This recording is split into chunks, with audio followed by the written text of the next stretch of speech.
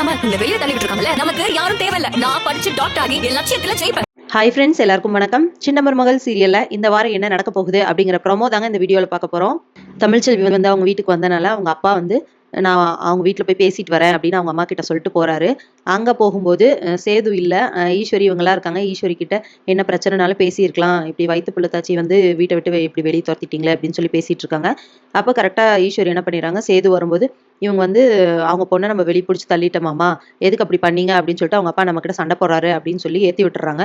இதை கேட்டு டென்ஷனான சேது அப்படிதான் பண்ணுவேன், நீ எதுக்கு அந்த வீட்டில் நிற்கிற, போயா வெளியே அப்படின்னு சொல்லிட்டு அவர் தரதரான்னு இழுத்துட்டு வந்து வெளியே தள்ளிடுறாரு. சேத்துல விழுந்துடுறாரு செல்லப்பாண்டி.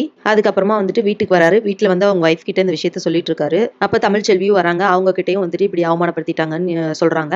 அதை கேட்டுட்டு உங்களை யார் அங்கே போக சொன்னா, நான் போக வேண்டாம்னு தானே சொன்னேன், வயசுல பெரியவங்கன்னு கூட பார்க்காம இப்படி வீட்டை விட்டு வெளியே தள்ளியிருக்காங்க, இனிமே அந்த வீட்டு பக்கம் நீங்க போகக்கூடாது, நம்ம வந்து சுயமரியாதையோட வாழ்வோம், நான் வந்து டாக்டருக்கு படிக்க போறேன், அதனால நம்ம நல்லா இருப்போம், நம்ம மரியாதையா இருப்போம், நீங்க இனிமே அந்த பக்கம் போகக்கூடாது அப்படின்னு சொல்லிடுறாங்க.